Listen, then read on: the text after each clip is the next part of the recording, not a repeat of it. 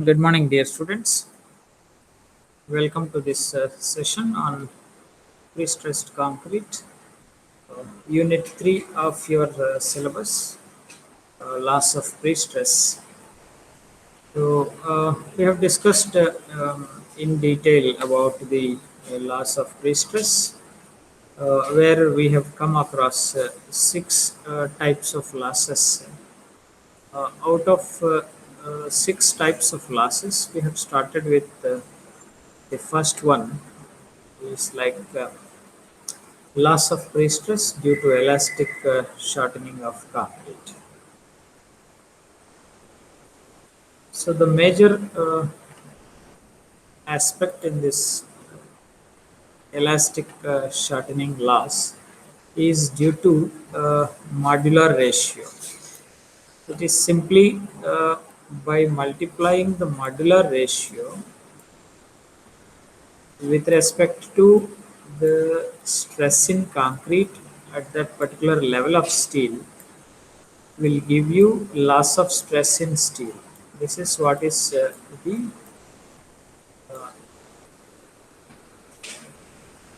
the simple concept that is being used to get the loss of pre-stress in tendons due to shortening of concrete, elastic shortening of concrete. So just multiply the stress at the level of steel, stress in concrete at the level of steel with the modular ratio. The product of these two is nothing but the loss of stress in steel. Okay, right. So we have seen one example also in the last session. Let us continue with the another example. A rectangular concrete beam, 200 wide and 360 deep, is pre-stressed by means of 15 5 mm dia wires located 65 mm from bottom. So I'll just draw that member. So it is like 200 wide, okay, and 360 deep. We have 15 uh, wires of 5 mm dia. So it is like 180 is the CG of concrete from bottom, 180. Okay, so 65 mm from bottom. You have tendons which are 65 mm from bottom. These are 15 number, 15 in number, 5 mm dia.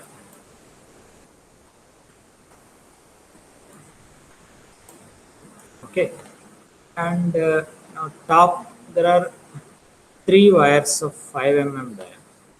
Just three wires of 5 mm dia.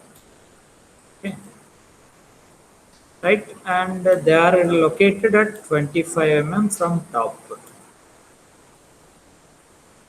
25 from top. Okay, if the wires are initially tensioned to a stress of 840, calculate the percentage loss of stress in steel immediately after transfer, allowing for the loss of stress due to elastic deformation only. Okay, so to get the loss of pre-stress in these tendons, both top and bottom, what you want is the stress at the level of steel, stress in concrete that you want. So to get stress in concrete, you need to find the P by A, okay, and plus or minus m I by y. Okay, where m is the bending moment from pre-stressing tendon, which is P into E, is the m value. Okay, so eccentricity to get, because you have wires both top and bottom, you shall find the centroid of steel, centroid of wires. So that this we have done even in the analysis problem also. The same is followed. So n1 x1 plus n2, n1 y1 plus n2 y2 by n1 n2.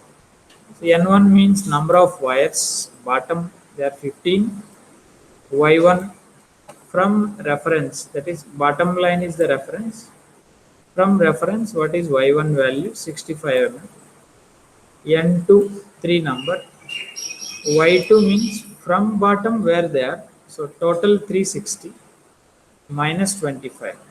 Okay, right? So 360 uh, minus 25. It is uh, yeah. I think the textbook has gone wrong. This should be 300 when it is 275. Okay, so total should be 300. So change this data in your correct in your textbook also. It should be 300 deep. Okay, 300 minus 25 gives you 275. So there is a correction in the textbook. Whoever are following the textbook, example 5.2, the size, deep depth of the beam corrected to 300, not 360. So divide by n1 plus n2 will be giving you 100 So eccentricity now, which means the centroid of all these wires are at a distance of 100. So the eccentricity will be 150 minus 100. This 150 is nothing but the CG of concrete. How much is distance? This is 150 because overall is 300. So to get eccentricity value,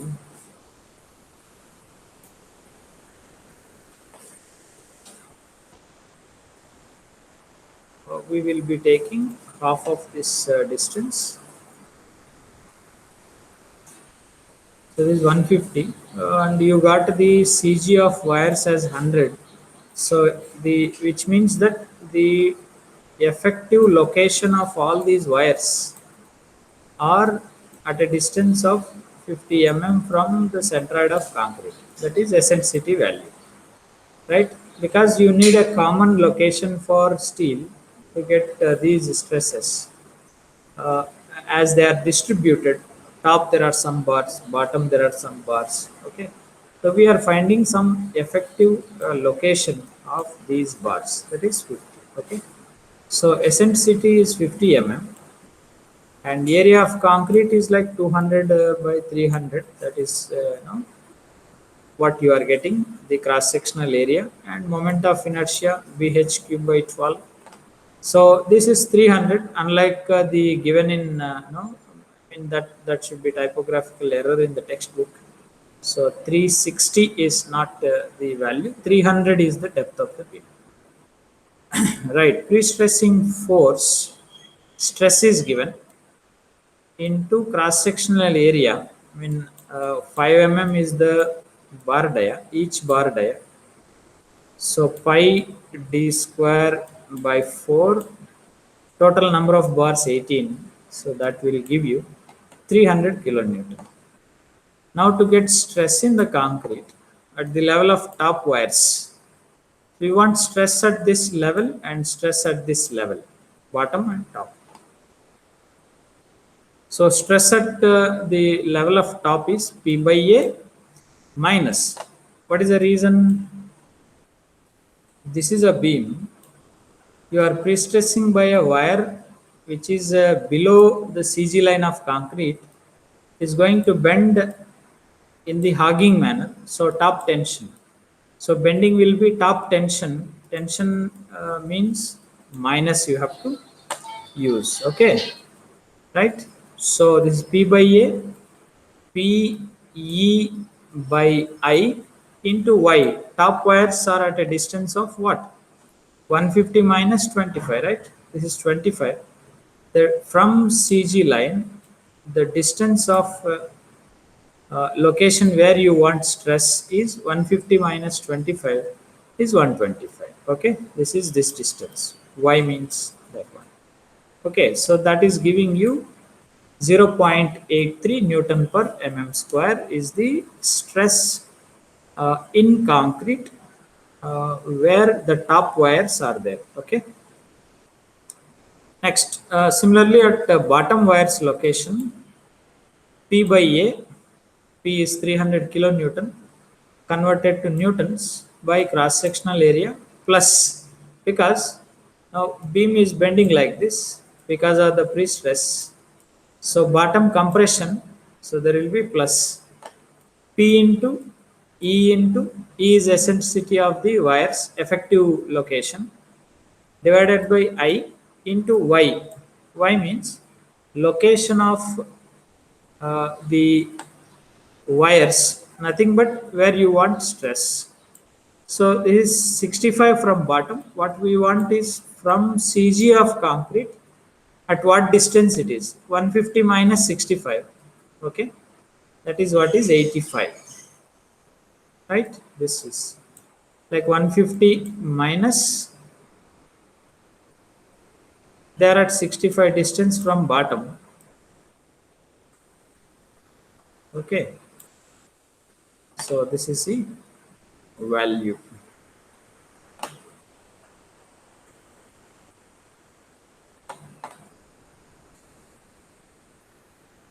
Right, so the stress is 7.85 Newton per mm square. Now the modular ratio, Young's modulus of concrete and Young's modulus of steel, you shall be assuming if they are not available in the question given to you. Young's modulus of steel, we may be assuming 200 to 210, whatever it is. Young's modulus of concrete, you may be assuming around M30. I mean, for a concrete of M30 or so, 5000 root FCK, whatever value, you can assume some value roughly, right? So that is how we get Young's modulus of steel, concrete. If they are not given, you have to assume accordingly. Okay. So ES by EC will be giving you modular ratio, which is 6.68.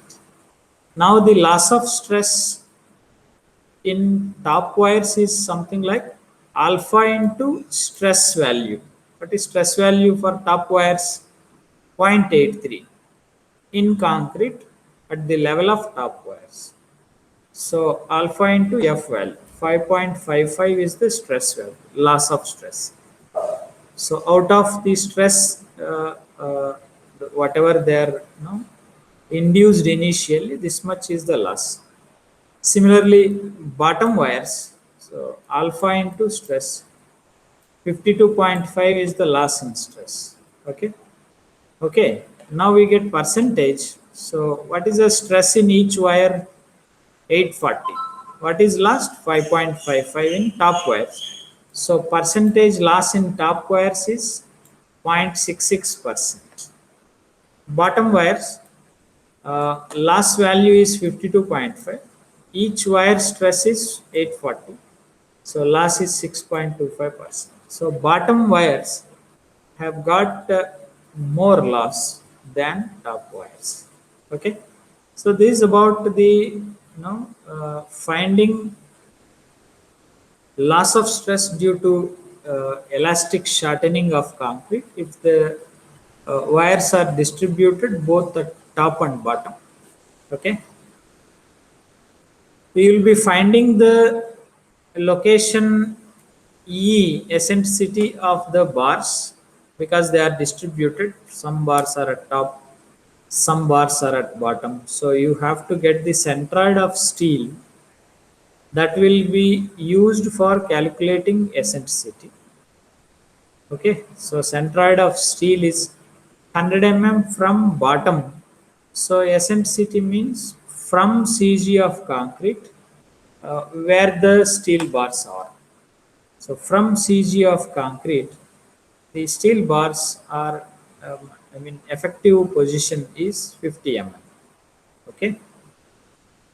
Similarly, the final calculation is to be like alpha into F, stress in concrete at the level of steel. So you have steel at top and bottom. So you have to calculate two different values. Okay. Now get the other question, we will move on. So a post-tensioned concrete beam 100 mm wide, 300 deep is pre-stressed by three cables, each with a cross-sectional area of 50 mm square and with an initial stress of 1200 Newton per mm square. All three cables are straight, located 100 mm from soffit of the beam. If the modular ratio is 6, calculate loss of stress in three cables due to elastic deformation of concrete only for the following cases. Simultaneous tensioning and anchoring of all three cables. Option A. Question A. Question B. Successive tensioning of three cables. One at a time. Okay. That means that one at a time. Okay. Right. So let us see the given data. First, force in each cable is 50 is the area, stress is 1200. So this much is the force in each cable, 60 kilonewtons. Cross section area of the cable, stress in each cable. Cross sectional area of concrete, 100 by 300. I value, BH cube by 12. B means 100, H cube, 300 cube by 12. So that will give you I value, and eccentricity is 50 mm. Located 100 mm from soffit means from bottom 100, from centroid it is 50.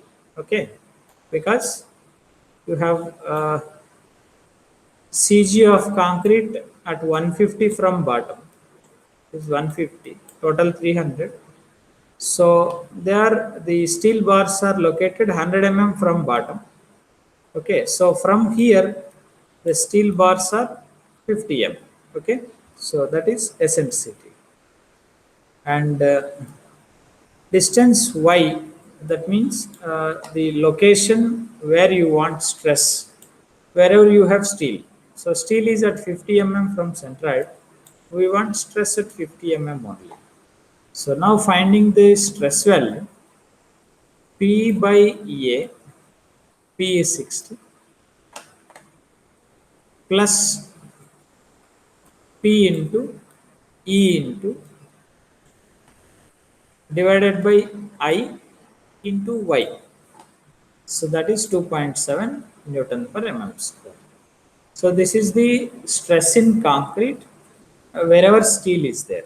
So steel is at 50 mm from centroid. So at that level, stress in concrete is 2.7 Newton per mm square. Now coming to the question. So all three cables, if they are stressed at a time, we know for a post-tensioned member, post-tension beam, the loss in pre-stress is zero. Okay, there won't be any loss at all. There will be no loss if they are all three bars are pulled at a time simultaneously. Okay. Now coming to question B, when cable 1 is tensioned and anchored, first cable. So when you are trying to pull the first cable, concrete no will shorten along with the cable extension. So the loss will not be there. because the concrete shortening is not happening after pulling the tendon. It is concrete is compressed along with pulling of the tendon same time. Okay, so that's why when you are pulling cable 1, loss is 0. Then so first cable is tension and anchored, bolted. Now take the second cable. Now if you are pulling the second cable, now what, concrete will be compressed. Okay, already there is some stress in cable 1, so cable 1 also gets compressed. So that's why cable 1 stress will be lost when cable 2 is pulling. Okay, when you are pulling the cable 2, there will be loss in cable 1. What is that value? Alpha into fc. What is alpha? 6. Fc is 2.7. So this much is the loss in cable 1 stress. Now cable 2 is stressed and bolted. So cable 1 is ready, cable 2 is ready. Now if you are pulling the cable 3, cable 1 and 2 will be lost the stress. So that is when cable 3 is tension, loss will happen both in 1 and 2. Because concrete is compressed when cable 3 is pulled. So that's why 1 and 2 will be now have some loss in stress. So again the value is alpha into fc, cable 1, cable 2 alpha into fc. Right, now coming to total losses, cable 1. So when you are pulling cable 2, you have loss of this value 16.2. When you are pulling cable 3, again cable 1 has lost this much. So double impact. Right, so 32.4, that is rounded off to 32. This much is loss in cable 1. So when cable 2 is pulled, cable 3 is pulled, cable 2 has got some loss. So that is only one time loss. When cable 3 is pulled, there is no cable 4. So the last one is cable 3. So there won't be any loss in cable 3, because when you are pulling the cable 3, concrete has got compressed. So you don't have anything to compress later on. Okay. Now average loss of stress considering all three, I mean 0 plus 16.2 plus 32.4 divided by 3 is again 16.2. Okay, so this is what is called the successive stressing of the cable. Okay, so this is how you have to estimate when you are talking about successive estimation. And now when we are discussing about the approximate calculation of the loss of stress, so we have taken half of the value of alpha and fc. This is what is discussed. So half of alpha and fc value, there are 3 cables and 2.7, so it is 24.3. Okay, so it is shown that the loss due to elastic shortening but will not exceed one half of the corresponding loss with the pretension. Okay, so that is what is given here. Okay, so this is how a post tension beam shall be handled when you are calculating the loss of stress due to elastic shortening. We'll discuss about the curved cables, how a curved cable shall be calculated for loss of stress. Now, we have been talking about straight cables only. All these cases are straight cables. So we'll discuss how to calculate loss due to elastic shortening from when there are curved cables in the next session. Okay. Right. Thank you.